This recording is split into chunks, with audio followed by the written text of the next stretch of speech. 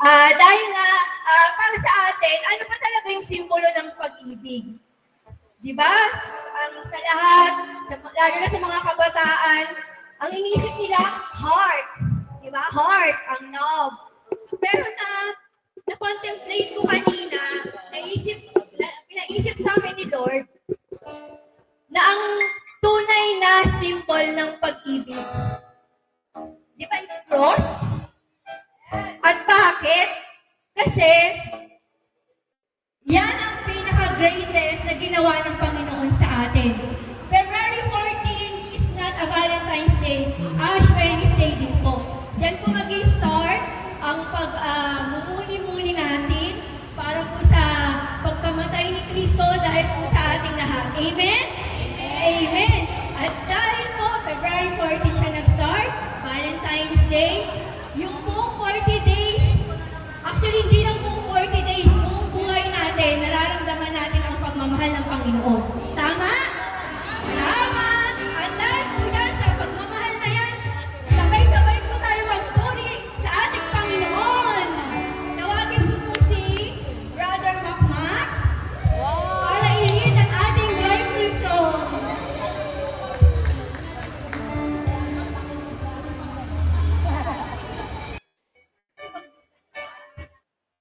Hello po! Magandang gabi po!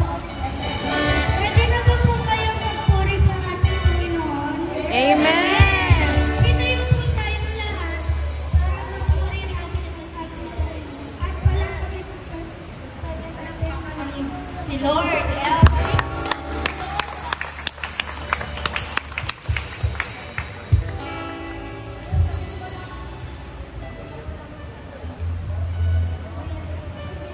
Music me!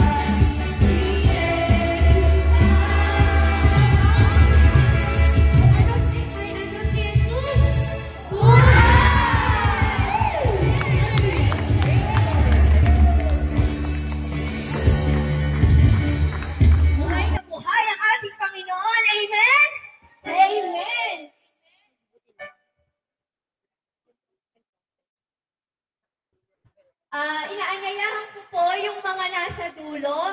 Lapit po tayo dito sa harapan para po pag nagbigay si Lord ng blessing, nasa unahan tayo. Sige, bahala kayo, mauubos namin yan. Kaya po, lapit lang po tayo, wag po tayong mahiya. Para po, malapit po tayo kay Lord. Malapit po tayo sa ating mabuting salita niya, marinig po nating lahat. Ayan, at dadako na po tayo sa ating Bible enrollment. Magsitayo na po tayong lahat.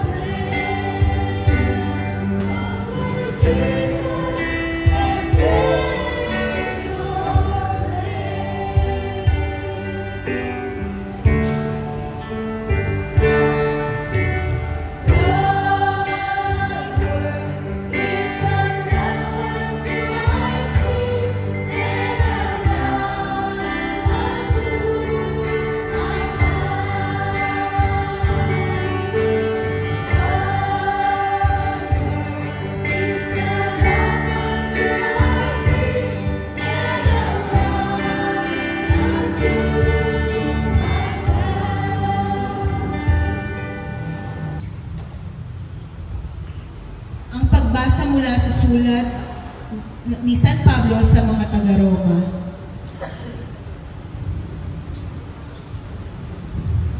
In English, Romans chapter 1 verse 20. Ever since God created the world, His invisible qualities, both His eternal power and His divine nature, have been clearly seen. They are perceived in the things that God has made. Sa Tagalog,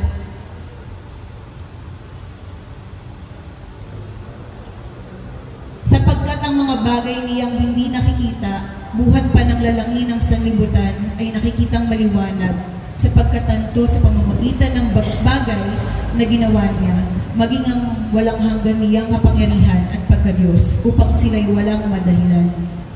Ang salita ng Diyos. Magsiupo muna po tayong lahat para po sa maikling pagbabahagi ng butil ng buhay. Ito pong verse na binasa, ang main verse for our topic for tonight, contemplate the nature and work of our God.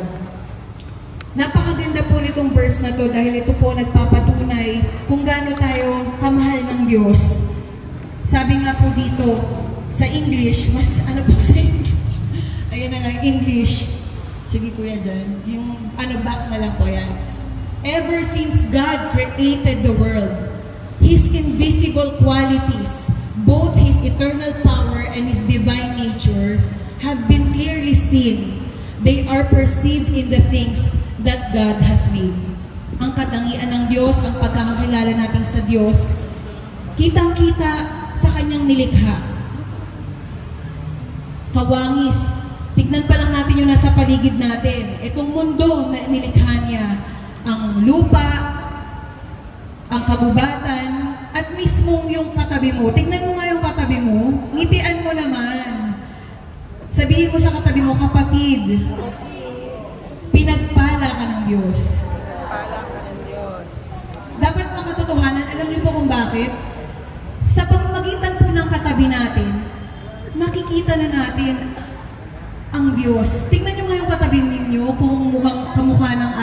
Diyos?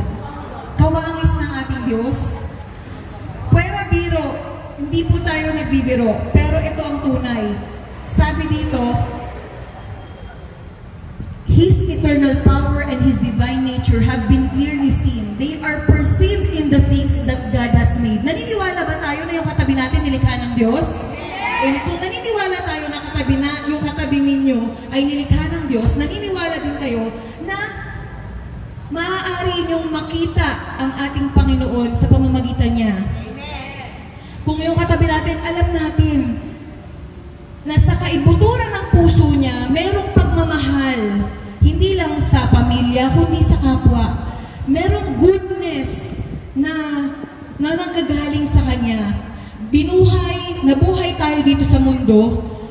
Naturally, meron tayong puso na nais magmahal. Puso na, halimbawa itong bata na to, itong baby natin na, charismatic baby na nag-a-attend ngayon. Ayan, si Baby Janila.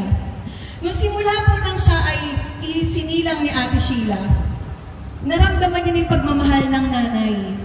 At simula nang siya ay nagkakaisip, nakatingin talaga siya, simula nang siya ay nagkakaisip, natututunan niya din na magmahal, pahalagahan yung taong nagmamahal sa Kanya. Ganon din pala ang ating Diyos. Hindi man natin siya nakikita, pero sa pamamagitan ng nilikha niya, tayo pala, kitang-kita na ang Diyos pala, tulad ng kapwa natin, nagmamahal, nagbibigay ng pagpapahalaga, lalo na sa kanyang pamilya. Bilang tatay, sino po dito mga tatay? Taas ang kamay. Ba't ko po pinataas ang kamay? Kasi tulad ng Diyos Ama, hindi po niya pababayaan yung kanyang pamilya. Hindi pababayaan ng Diyos ang kanyang pamilya. Walang iba kundi po tayo. Kaya simula nang tayo'y binyagan, tayo po ay napabilang sa pamilya, sa karyaan ng Diyos. Hindi niya po tayo pababayaan. Kaya ito pong gabi na to, ang nais pong ipabatid ng butil ng buhay na ito, laging tinatandaan ng mga charismatic. Huwag tayong matakot, huwag tayong mag-alala, dahil ang Diyos Ama na nasa langit, hindi niya tayo pababayaan. Ano man yung dalahin mo ngayon, bago ka dumating dito sa prayer meeting na to, ialay natin sa Kanya. Kasi wala nang ibang magiging kasagutan kundi siya. Amen? Amen? Amen. Ano man yung bitbit mo, yung mga nasa dulo dyan na nakikinig po ngayon, ano man ang idinadalagan mo sa Diyos, sa pagpasok mo pa lang dito sa apat na sulok ng kaharian ng Diyos, ang templo ng Diyos na to, batid na po ng Diyos, ano man ang nasa loob ng puso mo at nasa isip mo, magtiwala ka lang, hindi ka niya pababayaan. Ano man ang prayer intentions mo, may tamang panahon ng Diyos para sa panalangin po natin. Magsitayo po tayo lahat, awitin po natin Thy Word.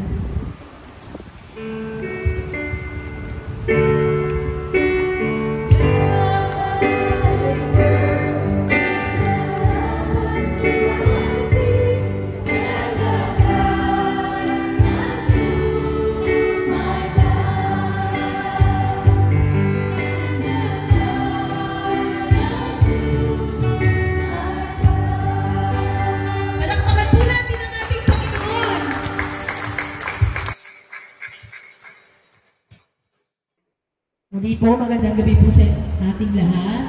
Magandang gabi. Natingin tayo sa tayo. Tayong komportable po tayo na kung saan mararamdaman po natin ang presensya ng ating Panginoon ngayong gabi nito. Sa unang bahagi po ng ating mga panalangin, ay tayo po ay sandaling mananahimik at hahayaan natin ang Panginoon ang malalim mag-alo. Kasi lahat po tayo na napunta rito, marami po tayong binaramdam, po ba?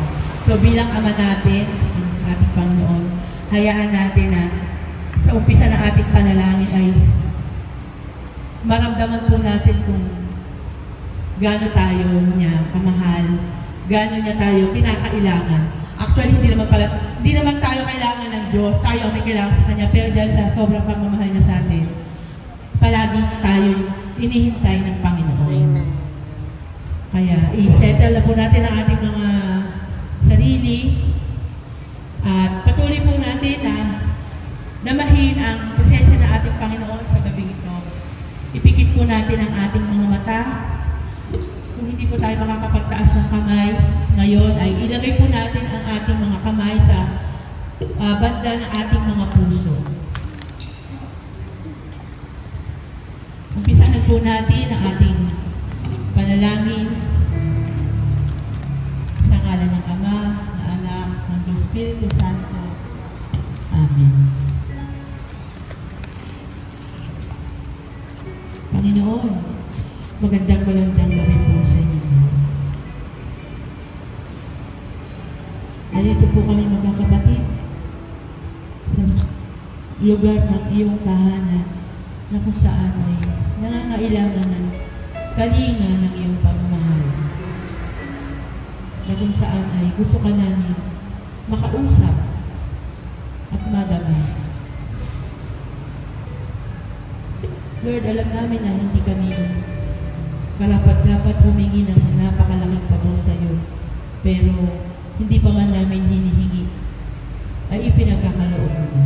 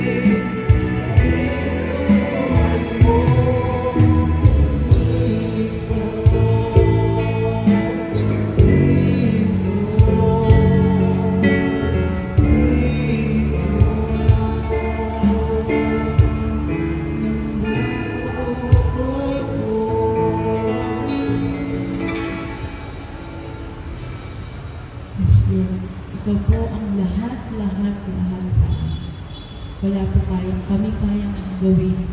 Wala po kami kayang ipagmalaki. Ang kabutihan mo, Panginoon, ang nangingibabaw sa bawat isa amin. Kung kaya sa tahanang ito, kami ay narito. Ang kabutihan mo, Panginoon, ang siyang nagpupurify sa aming mga kaluluwa sa tuwing kami nagkakamali, sa tuwing kami nakakalimot, Panginoon. Ang kabutihan mo, Lord, ang umaabot sa amin kapag kami bumibitaw. At yan po mga bagay ng Panginoon, wala po kaming kayang ibalik na sobrang pasasalamat, Panginoon. Kulang ang mga salita, kulang ang mga pag-awit, kulang ang mga paglilingkod na ito upang matugbasan namin o masuklian man lang namin, Panginoon, ng iyong kabutihan sa bawat isa sa amin. Ang kabutihan mo, Panginoon, sa bawat isa sa amin. Ang siya nagbibigay sa amin ng liwanag, ng buhay at lakas upang kami patuloy na lumaban sa hamon ng buhay. Lord, marami na pong sumuko, pero ang pakiusap namin sa iyo, Lord, hawakan mo kami ng iyong kabutihan. Hawakan mo kami ng iyong pagmamahal. Marami kaming alinlangan, Panginoon, pero dumarating sa Panginoon, sa punto, Lord, na nililiwanagan mo yung mga parte ng buhay namin na nadidiliman. Lord, ang aming mga puso ngayong gabi ay bukas upang muli tanggapin ang iyong kabutihan sa bawat isa sa amin. Naway dumating ang panahon, Panginoon, na kami maging karapat-dapat sa kabutihan ito.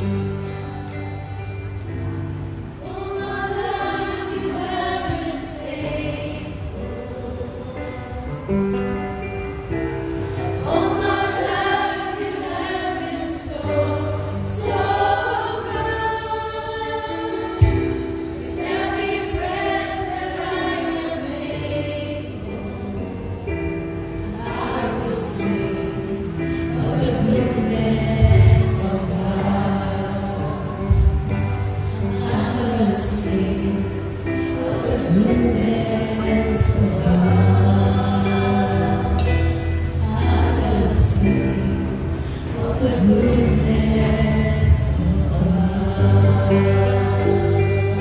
Lord, patuloy namin isisigaw, aawitin ang kabutihan mo sa bawat isa sa amin. Lord, maraming tinawag, ngunit konti ang tungkol. At nagpapasalamat kami, Panginoon, na sa kabila ng aming mga pinagdadaanan, sa kabila ng aming mga paghihirap, at sa kabila ng aming mga problema, Panginoon, ay narito pa rin kami nakatayo sa iyong harapan. Lord, maraming salamat po sa paghawak mo sa bawat isa sa amin. Sa patuloy naming paglilingkod sa iyo, Panginoon, may mga pagkakataong kami bibitaw, Panginoon. Kami po ay huwag mong pabayaan, Panginoon, na malayo sa iyo. Naway ang bawat gagawin po namin at gagawing desisyon sa buhay namin ay higit na makakalugod sa iyong pangalan. Ang mga gagawin po namin, Panginoon, ay higit na mabuti po sa makakagaan ng iyong mga sugat, makakagaan ng iyong mga sakripisyo para sa amin, Panginoon. Lord, kami po ay narito mga makasalanan. Hindi po lingid sa inyo, Panginoon, ang aming mga pagkukulang, ang aming mga pagkakamali. Kaya nga po, ang tangi namin dasal sa araw-araw, naway ang mga gawain namin ay maging kalugod-lugod sa harap mo. Ang mga gawain namin ay maging kabanal-banal upang kami maging karapat-dapat na pumasok sa iyong kaharian. Lord, narito po kami lahat. Inaamin na kami nagkasala. Inaamin na kami makasalanan. Umaamin na maraming pagkakamali. Ngunit Lord, tignan mo ang aming mga pananampalataya at ang pilit naming paglapit sa iyo. Huwag ang aming mga pagkakasala. Sa mga sandaling ito, Lord, we surrender all to you. Itaas po natin ang ating mga kamay, mga kapatid. Tanda ng pagsuko natin sa ating Panginoon. Kapagkat ngayong gabing ito, bubuksan ng Panginoon ang kalangitan. Papagaanin ang mga bagay na nagpapabigat sa atin.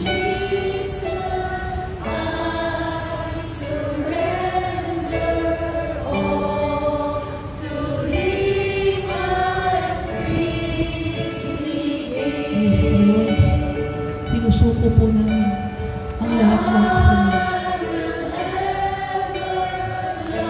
Ang problema po namin sa aming mga sarili. Ang problema po namin sa aming pamilya. Ang pinagdadaanan po ng aming inang bayan.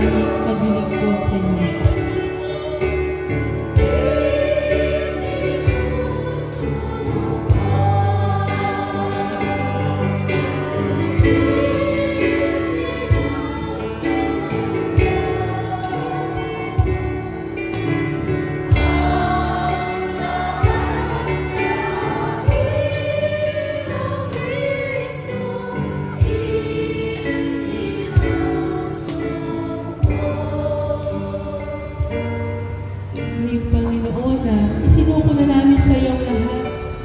Naway maging karapat-dapat kaming tumanggap ng iyong banal na Espiritu. As we sing, Come, Holy Spirit.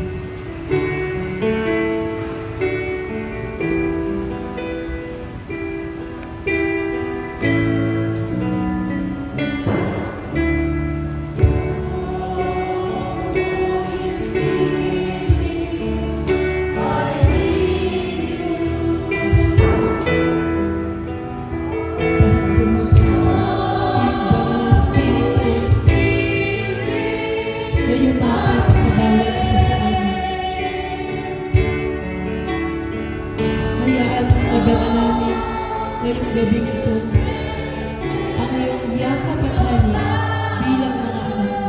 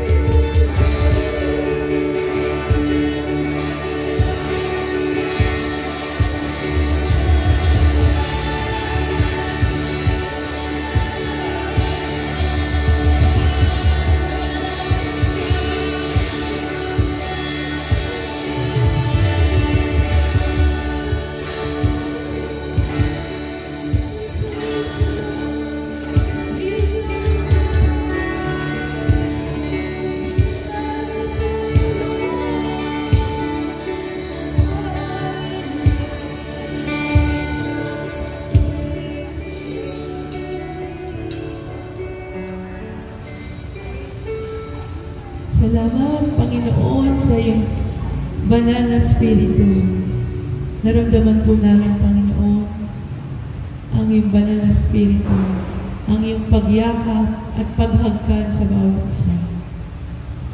Kaya't kami naniniwala, Panginoon, nakasama kasama ka namin sa gabi ito. Lord, nandito ka sa aming kalagitnaan. Damang-damang po namin, Panginoon.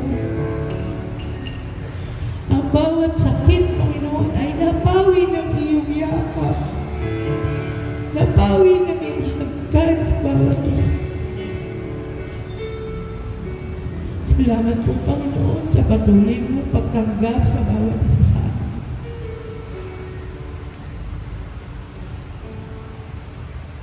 Salamat po sa patuloy mo pagtanggap sa aming mga karunihan. Ngunit, pinupurify mo kami, Panginoon, sa bawat paglapit namin sa iyo. Unti-unti, ang kabutihan mo ang nakikita sa bawat isa. Ang liwanag mo, Panginoon, ay kumikinang sa ganda sa bawat puso namin, Panginoon. Naway mapangawakan namin po ito, Panginoon, habang kami naglilingkod, habang kami nabubuhay. At patuloy kaming maging liwanag sa aming kapwa na nadidiliman sa iyo. Naway maibahagi po namin ang liwanag na ito, Panginoon, sa mga kapatid po namin hindi naniniwala sa iyo. At hindi naniniwalang ikaw ay buhay. Salamat po, Panginoon.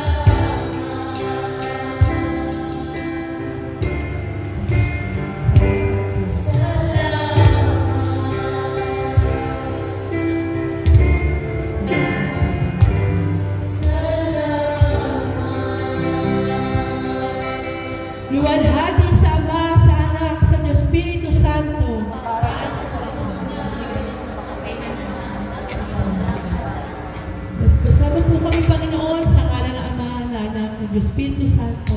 Amen.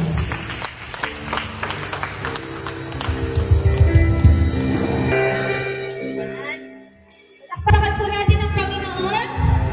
Amen. Naramdaman po ba natin ang kanyang espiritu? Lalong-lalo na ang kanyang pagmamahal? Amen. O, sabi nga sa katabi nyo, o diba, love tayo ni Lord? O, diba, love tayo ni Lord? Amen. Ayan. Huwag na po natin patagalin. So, para po sa pagpapatuloy ng ating series sa gabing ito, na ang main title is Spiritual Enrichment. Yung tungkol natin, natatandaan nyo ba kung ano? Ano, ma? Tama, accept the reality na ang speaker po natin ay si Brother Bong, which is, sinabi niya doon, ang natandaan ko is yung acceptance, trust with faith, at saka everything is grace. Amen? Amen. Yung sa song 2, ang ating speaker is Brother John, is embrace the existence of God. So, ang tumatak naman dito sa isip ko is yung kung alam mo lang, di ba? Sabi niya, kung alam lang natin kung gaano tayo kamahal ng Diyos, kung alam lang natin na sa gitna ng ating mga problema, kasama natin siya.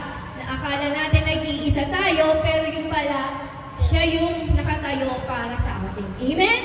Amen! At para sa pangatlo nating talk for tonight, hindi ko na po patatagalin. Ang talk 3 natin is contemplate the nature and work of God. Ano nga ba yun? Hindi ko rin alam. So tawagin na natin ang child wonder ng ating community. Ang Charismatic Education Ministry Head, Brother Robert Oblete.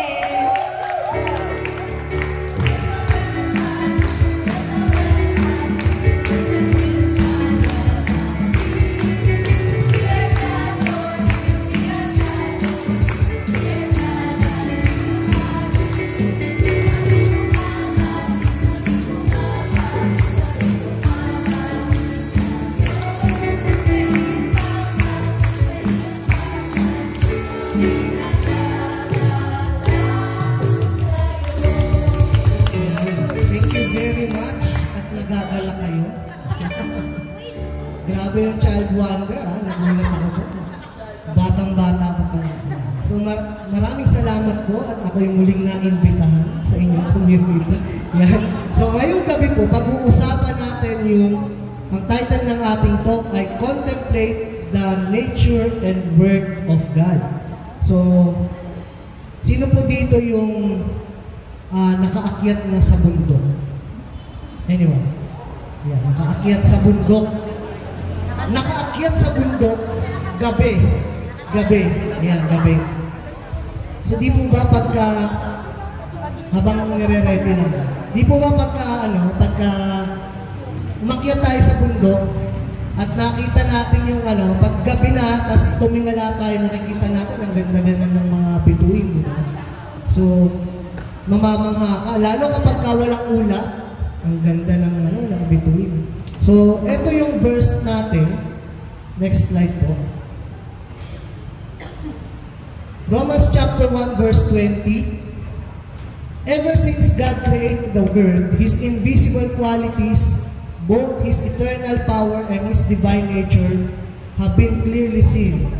They are perceived in the things that God has made.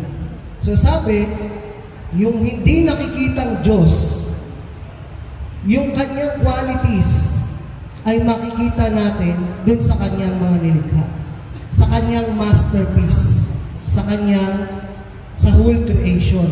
Makikita daw natin yung power and His divine nature. Kaya lang, ito may kaya lang. Ano yan? Natural reason. So, ano yan? Kumbaga, mamamangha ka pag nakakita ka ng sino ba dito yung nakakita ng yung buwan tapos pulang-pula or buwan na yung eclipse, lunar eclipse, di ba? So, mamamangha ka, di ba, pagka nakita ka ng gano'n. O kaya kapag nakita ka ng rainbow, pagtapos umulan, di ba? O kaya naman, pagka nasa, ano ba yun, yung bodies, tapos nagsiswimming kayo doon na, daraitan ba yun? So, yung mga gano'n. It shows us the nature of God. However, hanggang doon lang yun. Next slide po.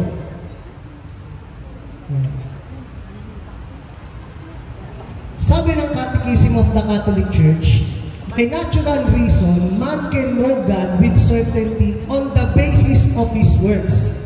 Sa pamamagitan ng kanyang mga nilikha, kayang alamin ng tao o kayang makilala ng tao ang Diyos. But there is another order of knowledge which man cannot possibly arrive at by his own powers. The order of divine revelation.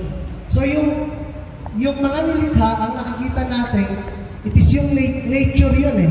Doon natin makikilala ang Diyos. Pero, merong tinatawag na order of divine revelation. Through an utterly free decision, God has revealed Himself and given Himself to man. Sabi ng Panginoon, sabi ng Catechism, man has revealed himself and given himself, God has revealed Himself and given Himself to man. Ipinakilala ng Diyos ang kanyang sarili at ibinigay niya ang kanyang sarili sa tao. This He does by revealing the mystery, His plan of loving goodness, formed from all eternity in Christ for the benefit of all men. God has fully revealed His plan by sending us His beloved Son, our Lord Jesus Christ, and the Holy Spirit. So ipinakilala ng Diyos ang kanyang sarili at ibinigay niya ang kanyang sarili sa sangkatauhan. Ginawa daw niya ito nung pinadala niya ang kanyang anak na si Jesus at ang banal na Espiritu. Next slide po. So, ilang araw naglikha ang Panginoon Diyos? 6. Kasi yung 7th day, nagpahinga ang Diyos. Sabi sa Colossians chapter 1, verse 15 to 17, Christ is the visible likeness of the invisible God. Siya daw yung image ng hindi nakikitang Diyos. He is the firstborn Son, superior to all created things. For through Him, God created everything in heaven and on earth. Sa pamamagitan ni Kristo, nilikha ang lahat ng nasa langit at nasa lupa. Yung creation, yung magandang creation na nagpapakilala sa atin na may Diyos, nilikha sa pamamagitan ni Kristo. The seen and the unseen things, including spiritual powers, lords, rulers, and authorities. God created the whole universe through Christ and, ano po sabi? For Christ. Sa Tagalog, nilikha ang buong universe,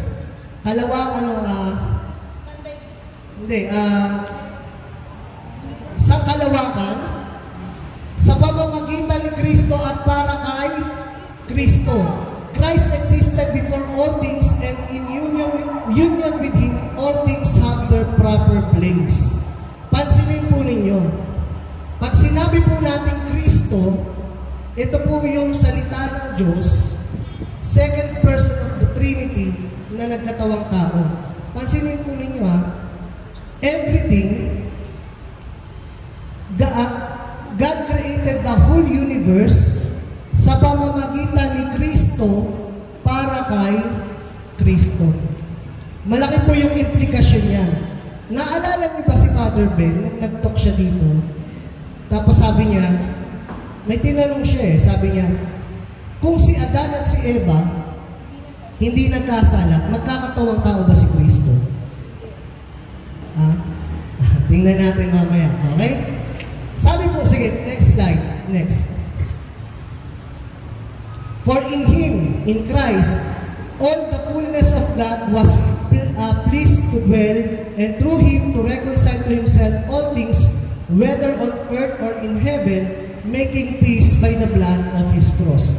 Lahat ng kabuuan ng pagka-Diyos na kay Kristo, nandun sa tao na si Hesus Kristo, nandun yung kabuuan ng pagka-Diyos. At para ma-reconcile sa Diyos lahat ng bagay, dahil nga ginawa lahat ng bagay Kristo para ma-reconcile, pinakipagkasundo niya tayo sa pamamagitan ng dugo ng kanyang krus. Next slide po. So, bakit nagkatawang tao si Kristo? O bakit nagkatawang tao ang Diyos? Alam niyo po, matagal na nagpipreach ako, ang lagi kong preaching ganito, nilikha ng Diyos ang lahat, nilikha ng Diyos ang tao, nagkasala ang tao, kaya si Kristo nagkatawang tao para mamatay sa krus. Ganun, and kahit ngayon maraming nagpipreach ng ganun. Tingin ko alam ni Father Ben to eh. Kaya na-excite ako nung tinanong ni Father Ben yun. So, ito ang sabi ng Ephesians chapter 1, verse 9 and 10. Ang plano ng Diyos sa simulan sa pool. The secret plan is to bring all creation together, everything in heaven and on earth, with Christ as head. Nilikha ang lahat ng bagay, yung day 1 hanggang day 6, nilikha lahat ng bagay na nandun sa pamamagitan ni Kristo para kay Kristo. Ano po ang greatest masterpiece ng Diyos? Tao. Akala natin. Next. The incarnation of Christ is the greatest work or greatest masterpiece of God. Nung natutunan ko ito sa mga Franciscan, si Father Ben ay Franciscan. Third order ba? Tama na, third order. Franciscan si Father Ben. So, malamang ito yung itinatanong niya nung nag-talk siya dito. The secret plan is to bring all creation sa heaven and sa earth with Christ as head. Yun yung plano. Okay? Next slide po. So, imagine niyo to. Ito, kunwari ito yung Holy Trinity. Alam natin, di natin na-imagine talaga. No? Kunwari yan yung eternity, nandun nag-exist yung Holy Trinity. Sa paningin ng Diyos, yung simula, saka yung ending, tapos na. Tapos na. Okay? So, sabi ni John, sa chapter 1, verses 1 to 3, in the beginning was the Word, and the Word was with God, and the Word was God. He was in the beginning with God. All things were made through Him, and without Him was not anything made that was made. Sabi, sa simulan sa pool, nandun na ang salita. At yung salita na yun ay Diyos. At lahat ng bagay na ginawa ay nilikha sa pamamagitan ng salita. At walang nalikha na hindi sa pamamagitan niya. Siyempre, sa isip natin, di ba, paano ba naglikha ang Diyos? Let there be light, let there be something, so salita yun. Alam natin na ganun. Pero sabi ni St. Paul, nilikha ang lahat para kay Kristo. Sa umpisa pa lang, nakaplano na si Kristo, yung pagkakatawang tao ni Kristo. Bakit? Kasi yung ending niyan, si Kristo pa rin. Sabi ni St. Paul pa rin ang nagsabi, the secret plan is to bring all creation together, everything in heaven and on earth, with Christ as head. Kunwari, ito yung Genesis. Nilikha lahat. Kung hindi nagkasala, si Adan at si Eva, magkakatawang tao pa rin si Kristo. Kasi ang plano, to bring all creation together, everything in heaven and on earth, with Christ as head. Lahat ng nilikha, from day 1 hanggang day 6, ang plano, pagsama-samahin, si Kristo ang magiging ulo. Pero nagkasala sila. Nagkasala si Adan at si Eva. Ito ngayon yung history. Okay? Kahit saan lumiko yan, kahit saan pumunta yan, magkasala yung tao o hindi, ang papupuntahan niyan, to bring all creation together, everything in heaven and on earth, with Christ as head. Yun yung plano ng Diyos. Okay? Mind blown ba? Mind blown. Okay? So, imagine niyo ganito. Ipangarap kayong bahay. Yung bahay na yon, sa isip ninyo, tapos na. Okay, tapos na. Alam mo na kung ano yung itsura, alam mo na kung ilang floor, ano yung nasa loob, ano yung kulay, di ba? Ganon din yung incarnation of Christ sa mata ng Diyos. Nililikha niya palang lahat, 6 days, pero sa ending, si Kristo na. Tapos na.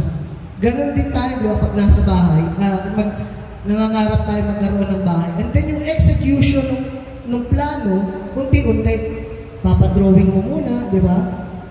Yung drawing na tapos may blueprint, then maghuhukay, pundasyon, unti-unti, hanggang sa mabuo yung bahay. So, lahat ng nilikha para kay Kristo. Next slide.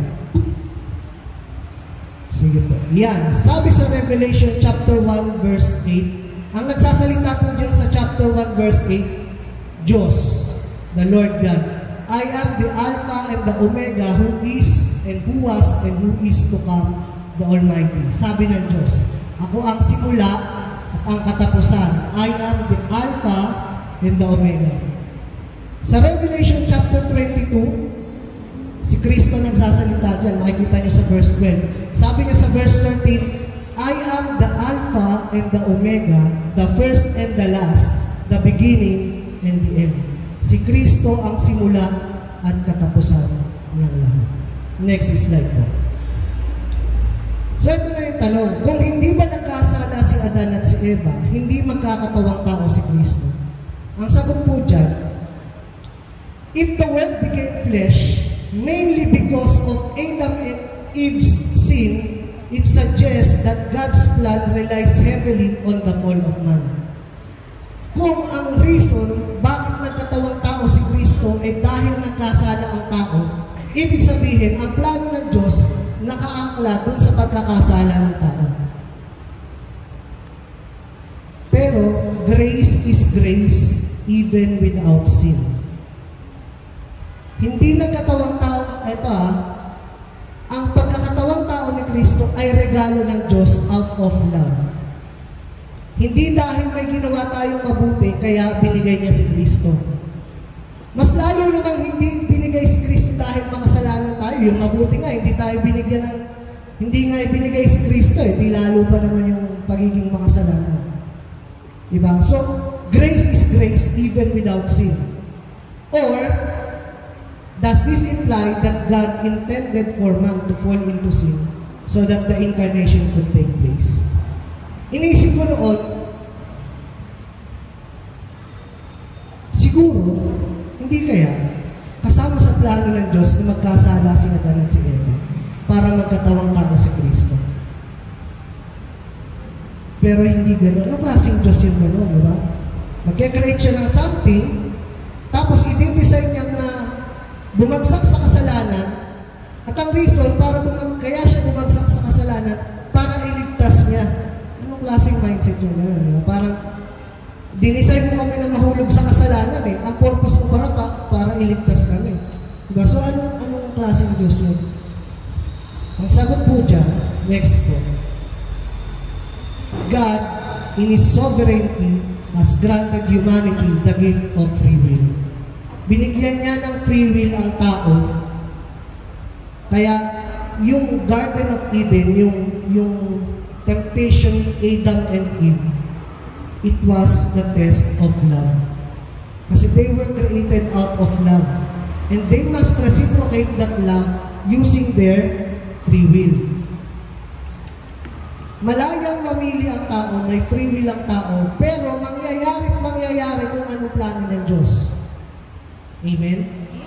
Kung ano yung plano niya, yung pinaka-ending nun, kahit magkagulo-gulo in between, yung ending nun, yun pa rin.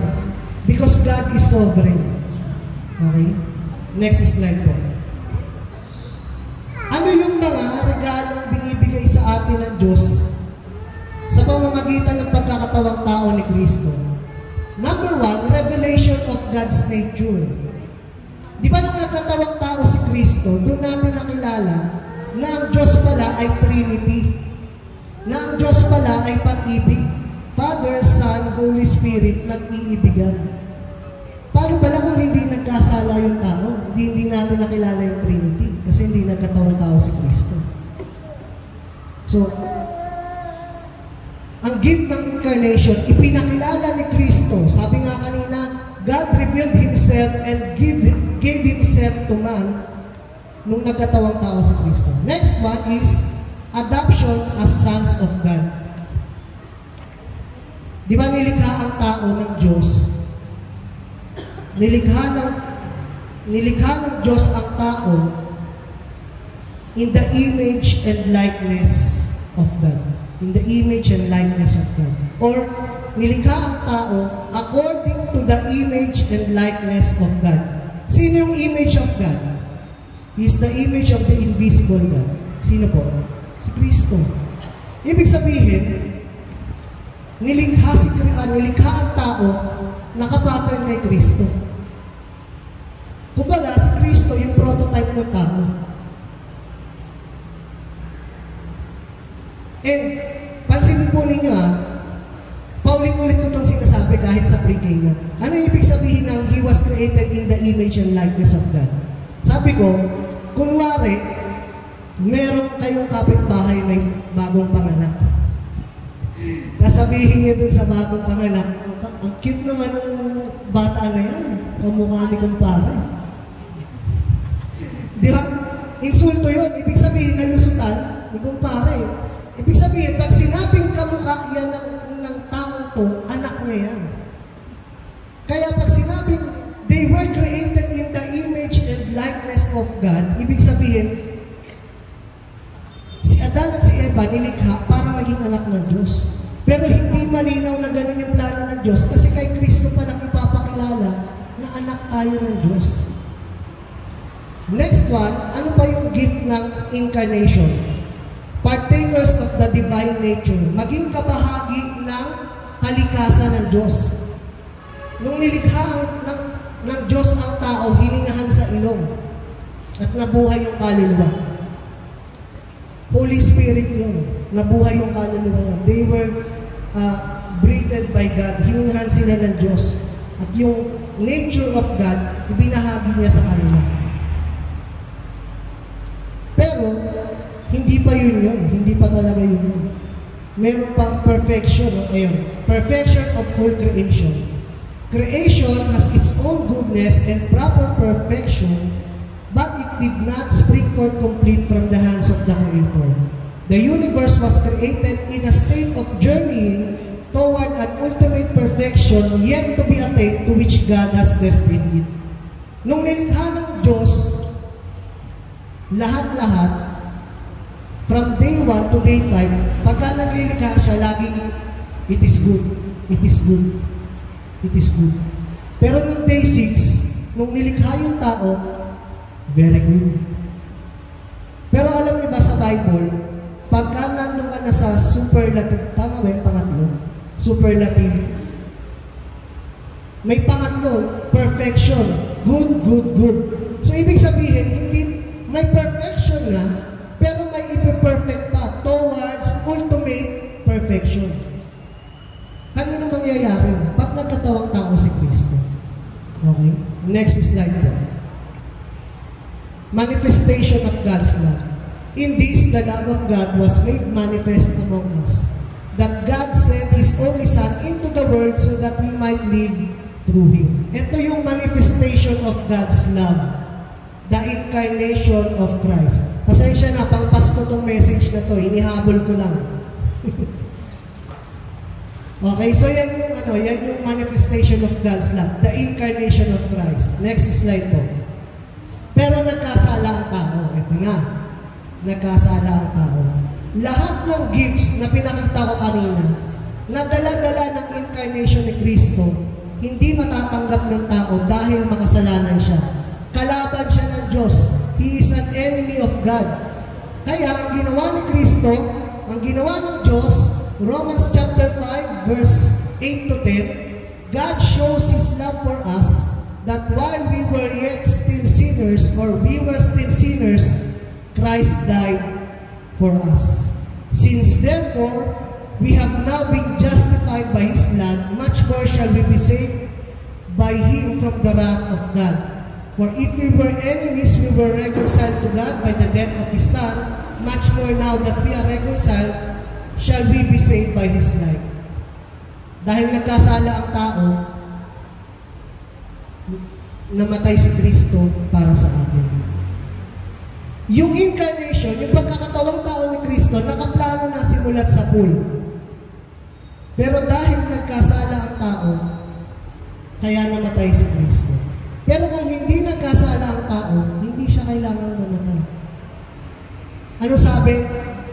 The wages of sin is death.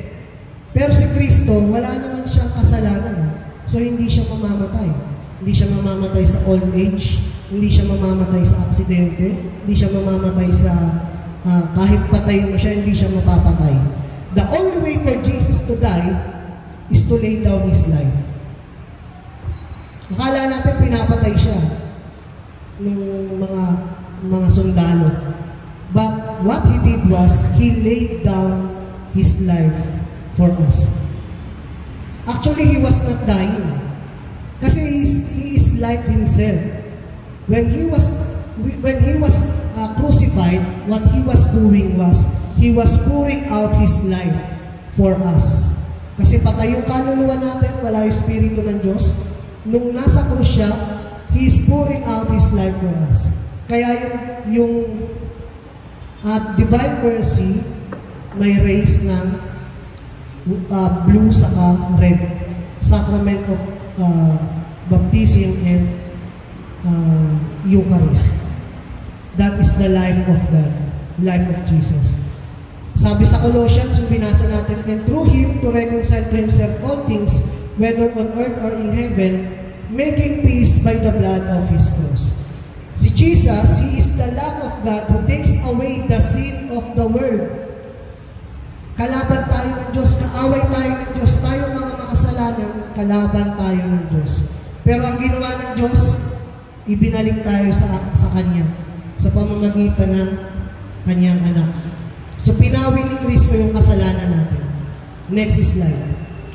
Eto, pansinin po ninyo sa Nicene Creed, sabi po ganito, we believe in God and in one Lord Jesus Christ, the only begotten Son of God, who, for us men and for our salvation, came down from heaven and was incarnate by the Holy Spirit of the Virgin Mary and was made man and was crucified also for us. Pero ang tanong, kung hindi kaya nagkasalas ang tao, ano kaya mawawala dyan sa phrase na yan? We believe in the Lord Jesus Christ, the only begotten Son of God, who for us men came down from heaven and was incarnate by the Holy Spirit of the Virgin Mary and was made man. Hanggang dun lang, hindi kailangan makrucify. Kasi hindi kailangan ng salvation. Nung binabasa ko to, sabi ko, galing pala nung Nicene Creed, isiningit yung kasi nagkasala yung pa. Next slide. Ito, tanong. Meron kasi mga kaibigan tayo na nagsasabi na meron ang Diyos pinili na mapunta sa langit at meron pinili na mapunta sa impyerno. Sige po, pakita natin. Sa Matthew chapter 25, ito yung kwento nung yung pinakain na nagutom, dinamitan yung walang maisuot, ganyan. Nung hinuhukuman na sila, sabi ng hari na Panginoong Jesus, the king will say to those on his right, come, you who are blessed by my Father, inherit the kingdom prepared for you from the foundation of the world. Simulat sa pool pa lang, umpisa pa lang, etong kaharian ng Diyos, nakaprepare na para sa inyo. Pero yung hinuhukuman niya yung mga hindi gumawa ng mabuti, sabi, depart from me, you cursed, into the eternal fire, prepared for the devil and his angels. Yung impyerno pala, inihanda para sa devil and his angels. Ang iniredy ng Diyos para sa tao, kingdom of God prepared from the foundation of the world. Next slide po. Yan. Sabi po ng Catechism, God predestines no one to go to hell. For this, a willful turning away from God is necessary and persistence in it until the end. Walang inire-ready ang Diyos na mapunta sa impyerno. napupunta ang tao sa impyerno dahil sa mortal sin. Man is predestined to reproduce the image of God's Son made man, the image of the invisible God, so that Christ shall be the firstborn of a multitude of brothers and sisters. Ang predestination, simulat sa pool pa lang, dahil naka-prototype ang tao kay Jesus, naka-predestined ka to reproduce the image of God's Son made man. So yun yung destination natin. Kaya predestination. Next slide po.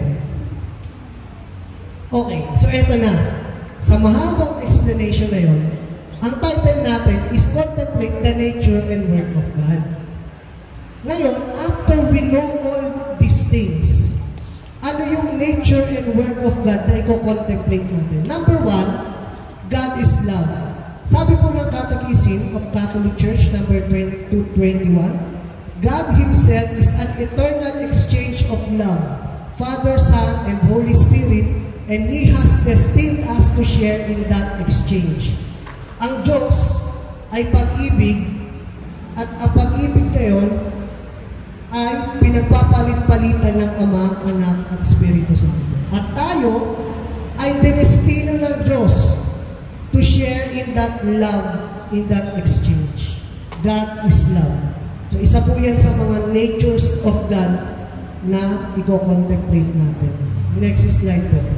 God is sovereign. Sabi ni Job, I know that you can do all things and that no purpose of yours can be thwarted. Kahit anong gawin ng tao, kasalanan, kahit saan mapunta yung lakad ng kasaysayan, ang ending nun, si Kristo mamumuno sa yung whole creation, heaven and earth, siya ang mamumuno. That's the goal of God. So, ibig sabihin, God is sovereign. Kahit anong gawin ng tao, using His free will, ang purpose ng Diyos ang mangyayari. So, mas maganda, yung will natin, isabay na natin sa will of God. Amen? Pangatlo, God is holy. Holy, holy, holy is the Lord God Almighty. Ibig sabihin, ayaw ng Diyos sa kasalanan. Yan yung problema sa panahon natin ngayon. Ayaw na ng mga tao na nababanggit na makasalanan tayo.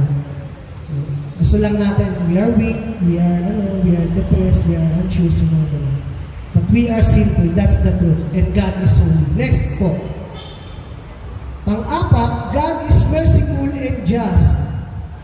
Ang Diyos ay maawain, pero at the same time, makatarungan. May mga nagtatalo dyan, ano ba ang Diyos makatarungan? Hindi kung makatarungan siya, di puro parusa na lang gagawin niya sa atin. Hindi ang Diyos maawain. Hindi natin kailangan humingi ng tawad sa ating mga kasalanan kasi maawain siya. Hindi. Ang totoo, God is both merciful and just. Sabi po sa Romans chapter 8, verses 3 to 4, by sending His own Son in the likeness of sinful flesh and for sin, He condemned sin in the flesh, in order that the righteous requirement of the law might be fulfilled in us. So merciful ang Diyos. Merciful ang Diyos. Gusto niya tayong patawarin at linisin sa ating mga kasalanan. Kaya ang ginawa niya, yung kasalanan nilagay sa katawan ni Kristo at doon kinundina yung kasalanan. At sabi, in order that the righteous requirement of the law might be fulfilled in us. Okay? May requirement ang law. And that is justice. Next one, God is gracious. Sabi ko nga po kanina, ang Diyos ay mapagbiyaya. Yung pagbibigay niya sa atin kay Kristo, yung pagkakatawang tao ni Kristo, nakadepende yun sa pagiging mapagbiyaya ng Diyos. Hindi nakadepende sa kasi mabait tayo kaya nagkatawang tao sa Kristo. Mas lalong hindi naman dahil makasalanan tayo. Diba? Ang dapat sa atin, parusa, impyerno. Pero dahil ang Diyos ay mapagbiyaya, so it's not about us, it's about God. At ang gusto ng Diyos, for us to become partakers of the divine nature. Pansinin nyo, nilikha ng Diyos ang tao to share the divine nature of God. Maging parang Diyos.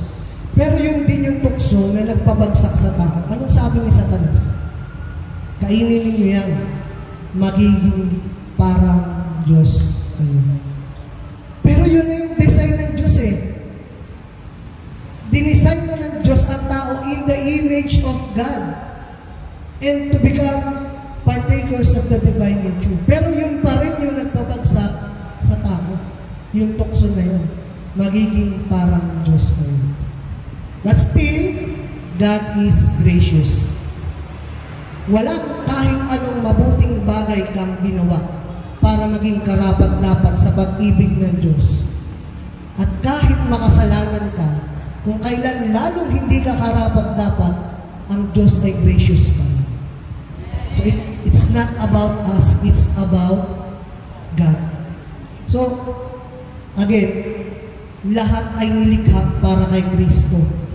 Hindi other way around. Di ba, naniniwala tayo, nagkatawang tao si Kristo kasi makasalanan tayo para sa atin. No, it's the other way around. We were created for Christ. Everything was created through Him and for Him. And God is gracious. Last one, God is immutable. Ibig sabihin po ng immutable, walang muta. Joke lang. Immutable, hindi nagbabago. Hindi nagbabago. Sabi ng Hebrews 13 verse 8, Christ is the same yesterday, today, and forever. So yung lahat, pakilitan na, pakipakita lahat. Lahat ng nature of God na yan na nakikita ninyo dyan, kung ano siya noon, simula sa Genesis hanggang Revelation, siya yun. Walang nagbago. Siya pa rin yung Diyos na yun. So, I hope na by telling you this, kahit i-confirm mo kay Father Ben, hindi ko gawa-gawa yan. It's from the Franciscan tradition. I hope na mas nagkaroon kayo ng ibang perspective sa pagkakakilala sa Diyos. And I think, ako na-excite ako nung nalaman ko, wow, grabe pala si Lord. So, yun lang po, pagpalain tayo ng Panginoon.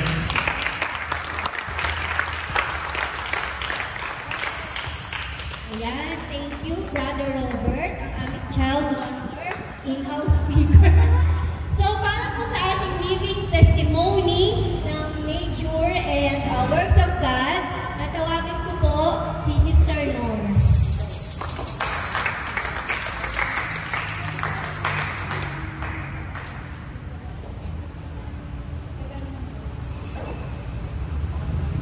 Magandang gabi po sa ating lahat.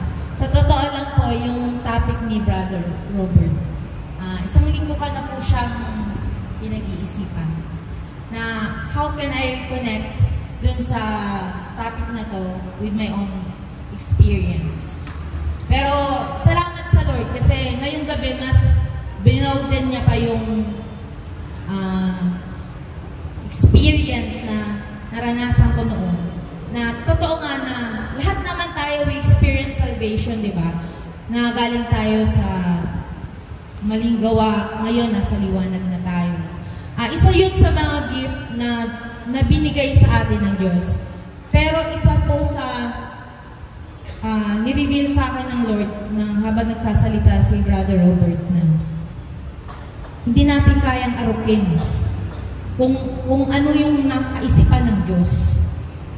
Sa akin po kasi personally, yung sabi niya po, di ba, yung will ng Lord daw, i-connect na natin yung will natin. Sa totoo lang po mga kapatid, proven personally na ang will ko po ay will din ng Lord. Pero ang pinagkakaiba lang po natin sa will ng Lord sa buhay natin, iba po ang way ng Lord. Na-experience na po yon. Ito ang gusto ko, pero ito din naman ang gusto ng Lord eh. Pero may ibang way ang Lord para ma-experience mo the same na will mo. Sa akin po kasi, bata pa ako, pangarap ko po magkaroon ng pamilya. Balang araw gusto ko magkaroon ng pamilya. Pare-parehas kami nagsiserve. Balang araw, gusto ko na yung makapag-serve ako ng full-time sa Lord. Pero habang lumalaki ka po, nag-iiba po yung plano mo, nag-iiba yung priorities mo. So, I changed my priorities po. 2008 po, when I was working po sa Makati, inalok po ako ng katrabaho ko na mag-apply tayo sa Magsaysay. Sumama po ako kasi sabi niya, mag-work daw sa Qatar. Malakas ang loob ko kasi nandun po nung time na yung father-in-law ko po nasa Qatar po siya. Yun ang gusto ko. Pero iba po ang gusto ng Lord. Sa 1,500 na applicants, na-pull out po yung name ko na, huwag ka dito ka sa Macau. Malay ko ba sa Macau? Saan ba yun? Saan bang lupalop ng mundo tong Macau na to? Ngayon ko lang narinig. Tapos, ganun din po yung process. 1,500 applicants. 70 ang kukunin para mag-try out. Sabi ko, ano bang alam ko dito sa company na to? Ang a-applyan po namin is kilalang company na kilala sa nature ng trabaho is in the spa industry. Hindi ko nang pababanggitin yung name.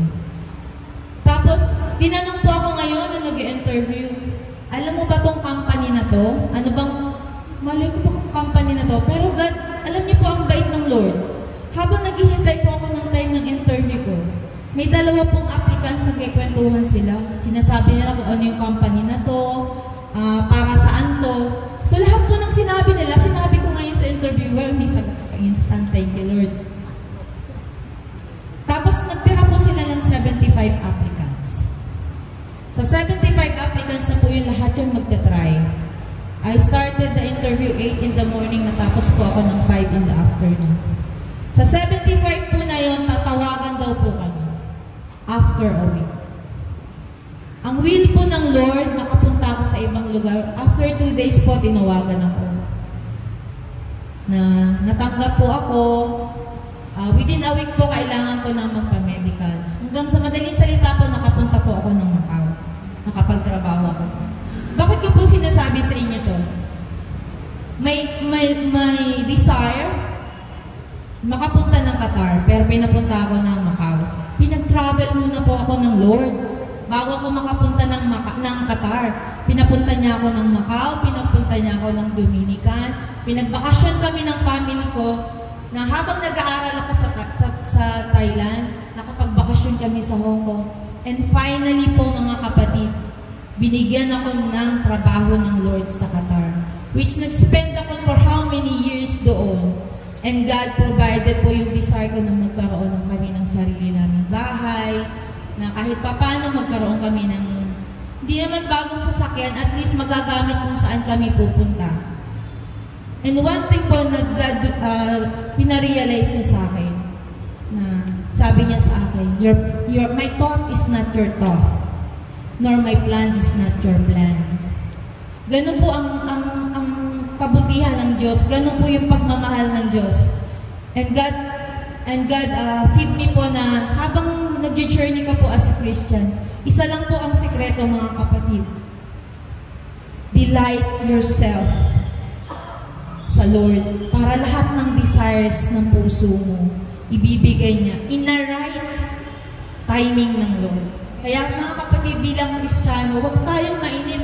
Kung ano man po yung mga pinapangarap ng puso natin, yun din po ang pinapangarap ng Lord para sa atin. Yun lang po, God bless po.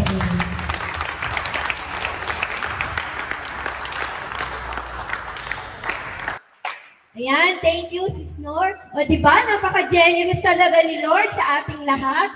Hindi lang yan kay Sis Nor, alam ko sa inyo, sa bawat isa sa atin, meron tayong mga kwento kung gaano ka-generous si Lord sa atin. Kaya naman po, it's time to bring back the generosity of the Lord. Magla-love offering na po tayo. Okay.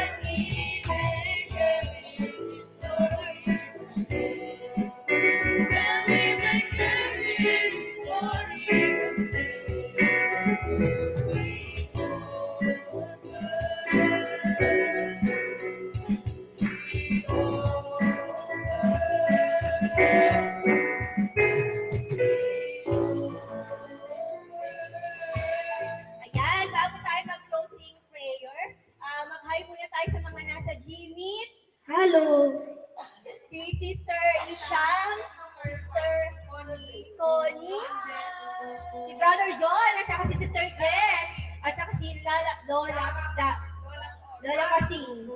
Hello po! Ayan. So ngayon may mga first time attendees po ba?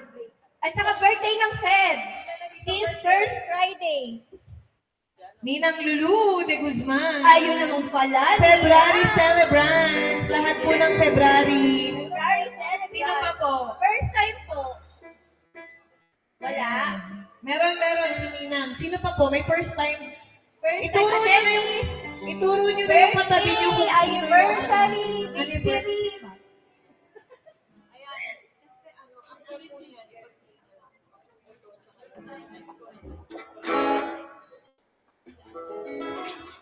Ayan, si Ninang. Hello, Ninang. Ninang to be manifesting to. Kailan bang birthday niyo? February 12, si Ninang. Ay, February 4th. Ayo, sa Sunday. Ayan, sis, anong pangalan mo? Yan, si Sis Fran sa Feb 4, si Ninang Lulu sa Feb 12. So, yan. Happy birthday! To you. Happy birthday to you. Happy birthday, happy birthday, happy birthday to you.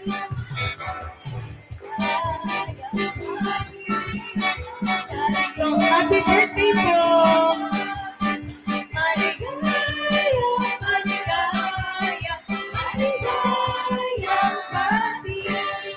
Ayan po, para po sa prayers ng ating mga birthday celebrants at ating LO, tawagan 1, 2, 3. si Sister Anne. Ayan, pag-pray po natin sila. Hello. Ituro po natin. Ayan, tuon po natin ang ating mga kamay sa ating po mga birthday celebrant.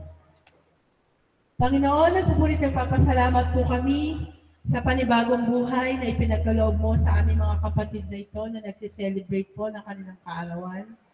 Lord, alam po namin na marami ka pong purpose para sa kanila. Biyayaan mo po sila at ang kanilang pamilya araw-araw at laging gabayan, Panginoon, sa kanilang buhay. Gayun din po, pagkalooban mo po sila ng kalakasan ng katawan at kalusugan, Lord, upang patuloy sila makapaglingkod sa iyo. Amen.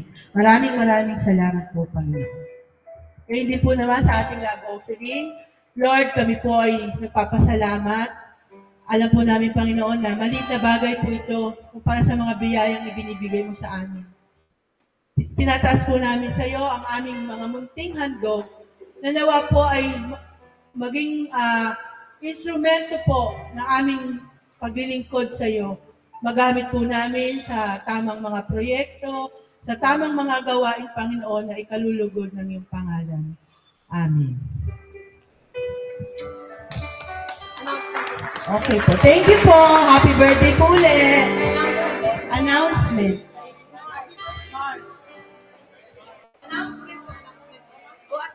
Ayan. Good evening po. Ayan, announcement lang po, mabilisan lang. Una po, congratulations po sa mga graduates po ng BBS 1. Si John Miguel, palakpakan po natin. At si Sister, yung bago po natin, wala po siya, no? Ayan, congratulations po. Congratulations din po, unang klase po namin, no, sa Education Ministry. Ayan, maraming salamat sa mga tumugon na ating mga brothers and sisters. Ayan. Ayan po, bukas po, umpisa na po ng ating This is Love Project po. Ang una po nating communities ay sa Barangay Concepcion 1. Ayan, kung sino po yung sasama bukas, 9 a.m. po ang simula. So bago mag 9 a.m., kita-kita na po tayo sa patio. At ayan, mag-message lang po kay Sister Mayan. Siya po ang ating This is Love Head. Oo. Sa likod ng Barangay Concepcion 1, ang venue po, ang ating unang This is Love Communities. Ayan. Pangalawa po, mayroon pong activities ang ating mga care group. Care women po, March 9, isang kanin, isang ulam, at isang tubig. At meron pong activities din po ang ating caring friends, pagbisita sa kulungan ng mga bata. Ayan, sa February po ito. At pangatlo po, Feb 13 po, ang music ministry po, mayroon pong activity, acoustic praise and worship night, 7 p.m. to 9 p.m. 3rd floor. Inaanyayahan po ang lahat po dyan, especially mga youth. Magkakaroon tayo ng kantahan habang nagko-coffee or ayan. 3rd floor po, may date po tayo mga youth at mga iba, mga elder. Bibigyan po tayo ng music ministry po ng praise and worship night. Ayan, haharanahin po tayo. Feb 24 to 25, CLSS na po natin. Kaya po, bawat isa po, mag-start na po tayo mag-invite para sa CLSS. At meron din po tayong spiritual preparation po para po ito sa ating mga music ministry, healing ministry, core. Ayan, meron po tayo sa Feb 17 sa 3rd floor po, 9 a.m. Tapos po, paalala lang po, meron po tayong core group meeting po sa darating po na Wednesday. Inaanyayahan po, importante po itong ating meeting po sa darating na Wednesday dahil pag-uusapan po natin ang ating CLSS. Ayun lang po, maraming salamat po. Ay, paalala po pala, bago po tayo umalis, magpulot po tayo, nakikita niyo po mga candies, mga balat, dahil po may nakapagsabi po na naiwanan po natin na madumi daw po itong ating simbahan. Kaya please lang po, papulot lang po yung mga kalat, mga candies po na nakikita niya para hindi po tayo mapagbintangan. Thank you po. Ayan, magsitayo na po tayong lahat para sa ating maikling closing prayer. In the name of the Father, Son, Holy Spirit. Amen.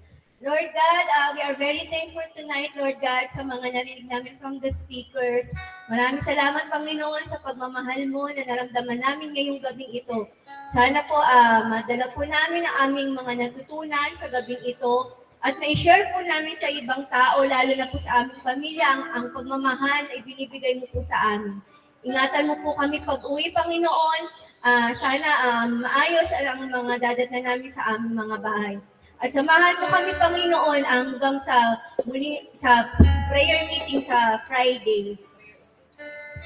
Prayer intention, healing, prayer and protection para kina Raizen, Roberto, Delia, Dylan, Ara, Segunda, Dian, Ana Marta. Prayer for the soul of Linda, Catherine, and Dari Valero.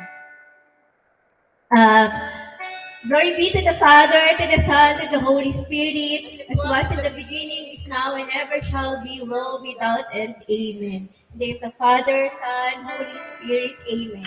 Amen. We love you in the love of the Lord.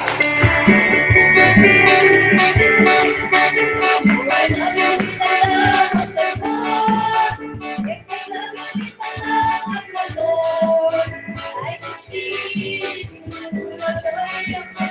If I love you in the love of the Lord, I can see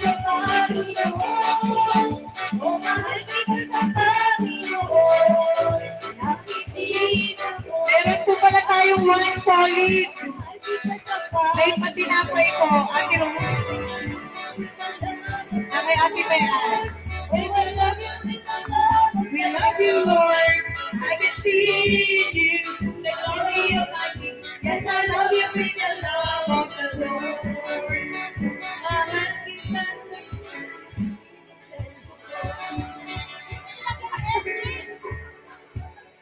Ingat po pag-uwi! Tinawag kita pag-uwi!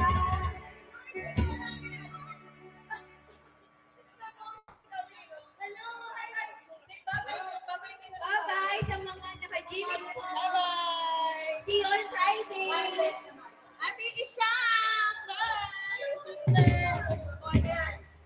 Ishang, Sis Connie, Darapasing. God bless everyone. Bye-bye.